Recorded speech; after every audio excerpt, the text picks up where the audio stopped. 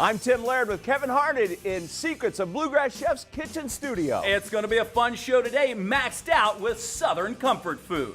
And it comes from one of the top chefs in the state, Dominic Serratore from DITTO'S in Louisville. He's sharing the secrets to one of his favorites, meatloaf, that's literally stacked with flavor.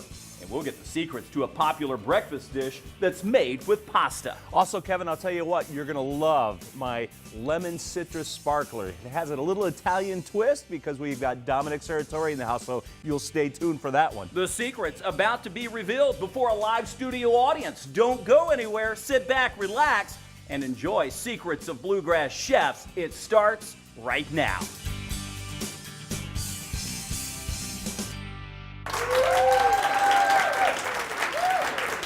Hi everyone, and thanks for joining us for another edition of Secrets of Bluegrass Chefs. I'm Kevin Harned at our home base here in Butchertown.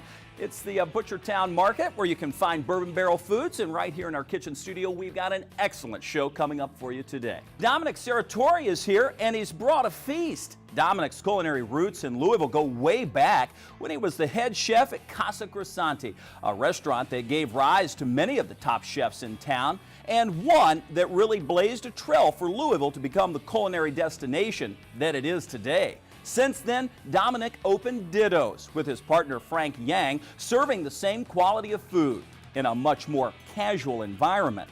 Today, he's going to show us how to make his famous stacked meatloaf and eggs a la papa, a breakfast dish with all the usual ingredients and pasta. We're going to get cooking with Dominic in just a second, but what do you say first I introduce you to my co-host, Tim Laird, America's CEO, our Chief Entertaining Officer. Hello, Kevin. Timmy, wow, what an audience. Are you kidding? I'm telling you, they are on fire. I mentioned that the live audience here would have a chance to take a taste. Right. Dominic's good. Are you all hungry? Yes. They're hungry. Are you excited about the show? Then we better get cooking, Let's Kevin. do it. All right, absolutely. It's a great day to be in Kitchen Studio because I'll tell you what, here he is, the godfather of cooking. He started it all. Incredible place, DITTO'S. Please welcome Dominic Serratore.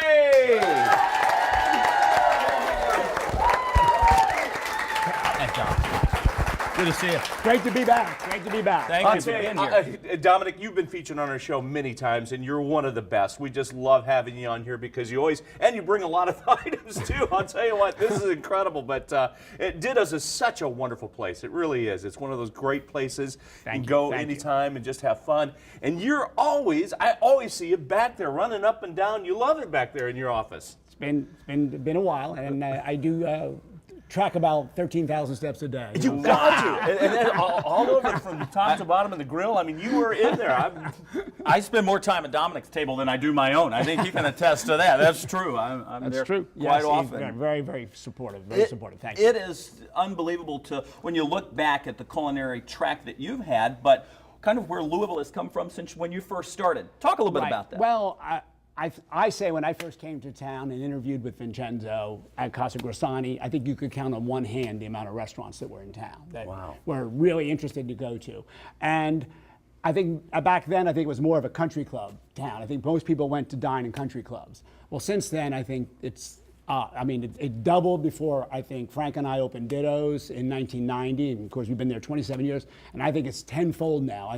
I cannot personally keep track of all the restaurants. I think the town is incredible, and not only from just the restaurant standpoint, but from the purveyor standpoint. You know, we have the Cisco's have grown, and other companies have come in, and the Bluefins and the Creation Gardens, and all these companies have grown to supply these chefs. And I think even Louisville is a hub for produce and products to go out to other cities in the region. I think, I think that's one of the great things that we can offer, especially in the Bluegrass state. We have so many Kentucky Proud items to offer, too, for great chefs like you that can take these fresh ingredients and have fun with it. So. Exactly, and we're going to feature one of those items today. We're going to do the Woodland Farms locally raised bison. Basically, everybody knows meatloaf. It's been around forever. Everybody has grown up with it. But believe it or not, it has its origins in Italy. Believe it or not, there are recipes for meatloaves from back in the early days when cookbooks first started being written by the Italian aristocrats. And so what we're going to do here is we're just going to start with a little celery and onion, and we're going to mix this in our little mixer here, but just give these a chance to sweat, okay? Now, what I'm gonna have in the meatloaf is about 1.33 pounds of bison, 1.33 pounds of pork. And then we're gonna use breadcrumbs, which I like to use panko, okay? And we're gonna use about a pound, about 1.5 cups, okay? We're gonna use fresh chopped parsley. We're gonna use some whole eggs to bind it. And we're going to have the herbs. We're gonna use about 2 tablespoons of basil, about a teaspoon of thyme, a teaspoon of salt and pepper to this item, okay? And a little garlic. And we're going to finish it with the Worcestershire sauce. Nice. So let's get those all sauteed. Meanwhile, we'll get the items in the mixer here. Now, why do you need the mixer? Why not just with the hand? You could do with your hands. I just, you know, I'm used to using large quantities, so I'm used to my big commercial mixer. Gotcha. So I just wanted to be sure. I just brought it along. And it's nice. It's a nice tool to have in the kitchen. These KitchenAids, I can't comment enough on how nice Aren't they they are. great? What a fabulous product it is. And they've been around for a long time too, so it's just a classic. So it'll just take a second for these to blend. A little sloppy here. That's all right. Boy, that's Okay. starting to smell great. Yeah. Those aromatics are going. Meanwhile, while we're doing this, I'm going to talk about the sauce. Now, when we serve our meatloaf, I know a lot of people like to use a sort of a ketchup and a brown sugar topping, okay?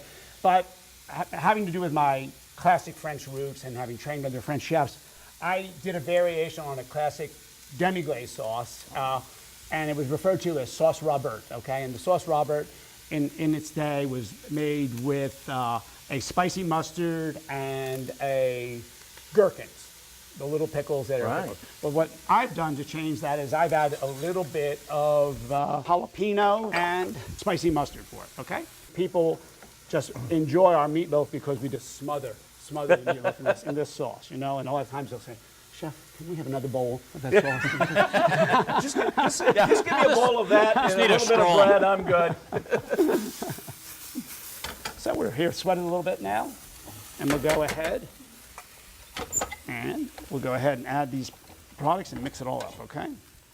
So now normally, at the restaurant, I would cook this ahead and chill it. Okay. But since we're working and putting it in the oven right away, we're going to go ahead and just put it in while it's warm. But normally I would chill it. And I always suggest, if you make the meatloaf, I always suggest cooking it that day. You can make it and let it sit overnight, but I just think the product is so much better when you cook it immediately. Okay. So we have that. And like I said, we're going to add our eggs. And that's more of a binding agent than This will anything bind else? it. Yes, Okay. this will bind it. We're going to add our flavor here. Okay. Okay. All the herbs. Liberal amount of chopped parsley. Beautiful. Okay. The panko. Tell that's fresh parsley. I mean, the bright green color on that. Okay. And the panko you can find just about anywhere. I see that more and more common now. So Exactly. Japanese Very available in breadcrumb. stores, yeah. And we'll just blend that up. We're going to bake this in a standard loaf pan. Do you have a straw, Kevin? I'd love Yeah, to right? get into this. This looks great. About to turn this into a cartoon and get in it. You do not want to over-mix the meat, okay? Okay. That's one of the keys to making meal.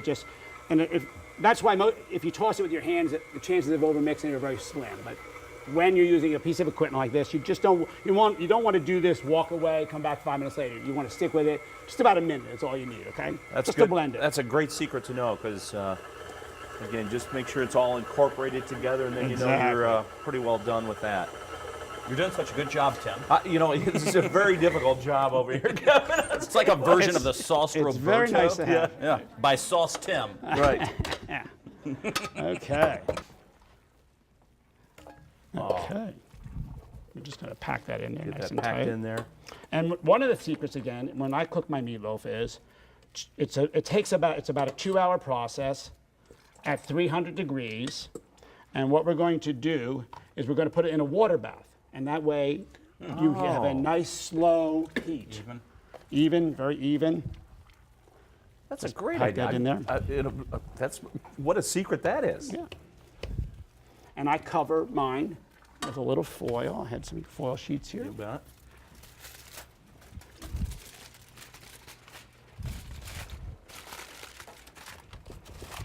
And then how long does it cook? This will cook for 2 hours. 2, wow. 2 hours. But, you know, for television purposes, we're ready to go. Yeah. About to have a lot of angry people out here in the audience. That's what I know, Dominic. So here we have inserted one hotel pan within another, and we'll just pop that in a 300-degree oven. And I noticed you didn't fill it with water. It's just No, about an inch high. no. About a half- I filled it about half. Third, right. yeah, Okay. third to a half. Right. That's great. So we'll pop that in there. Okay. Perfect. And now, Here's the reveal. I can smell that already, Kevin. I don't even open up. Oh, beautiful. okay. Nice. So we have a nice meatloaf Steaming there. hot. Okay. Oh, that smells so good. Now, we serve this more like an open-faced sandwich, okay, if you will.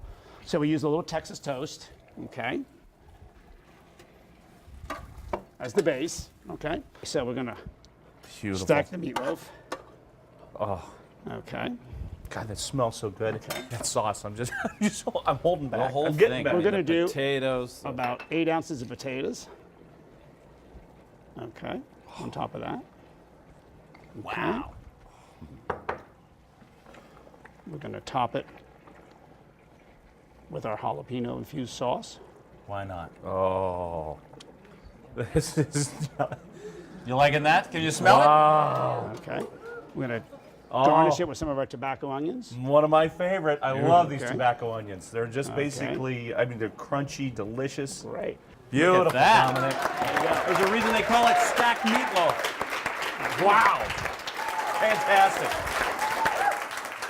We're not finished revealing the secrets, though. You've got more to share when we come back. I do. What are we I do. making? We're going to be making the pasta alla papa, which is a breakfast item that has been on the menu since day one of the restaurant. And I have a breakfast beverage too, with a little Italian twist, Kevin, when we come back as well. We love that. Don't go away. You having fun? Hope you're liking it. Secrets of Bluegrass Chefs. Come back with us right after this.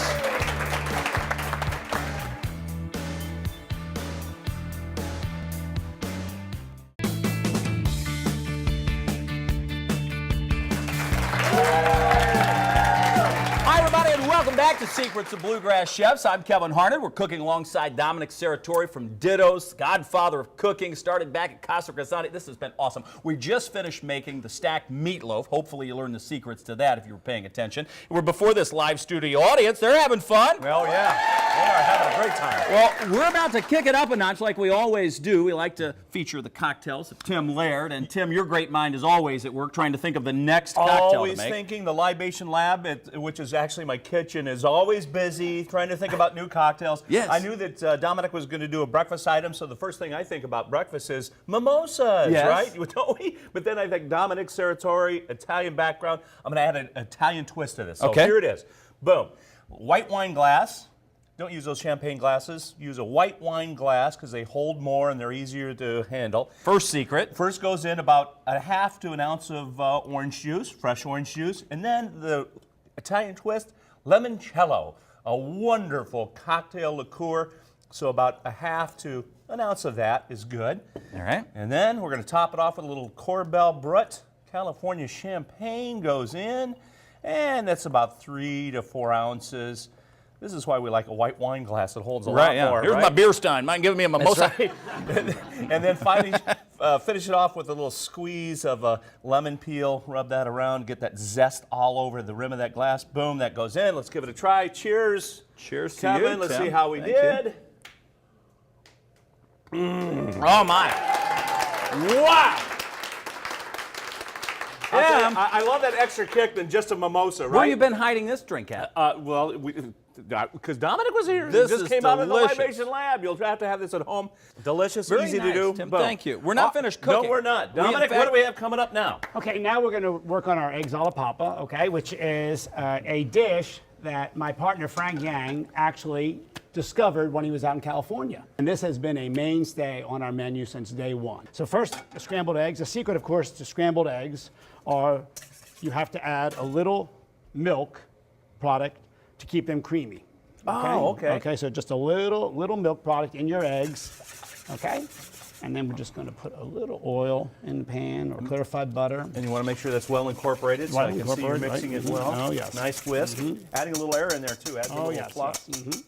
How many eggs were in there? And this is 3 eggs on Okay. this, and we'll cook those ahead. and we're going to incorporate them in the dish. Again, when you're making scrambled eggs, constant movement, okay? Right. You have to, you don't want them to brown. Pan so hot? It means pan hot, everything moving. All right. Everything moving constantly. All right, well, I'll tell you, while that is scrambling, because that's only going to take a second, we're going to take a quick break, but when we come back, we will marry the two together. The eggs meet the pasta for an unbelievable dish that has a story to it. We'll tell that when we come back with Dominic Serratore right here on Secrets of Bluegrass Chefs.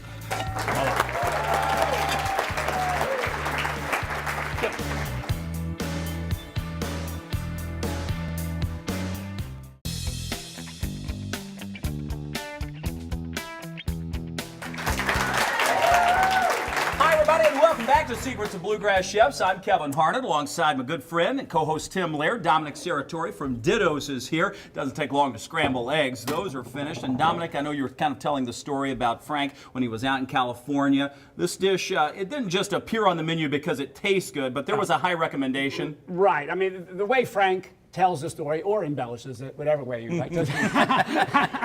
As he was dining at this restaurant, and along came Robert De Niro, sat next to him, and he says, "You've got to try the eggs alla papa."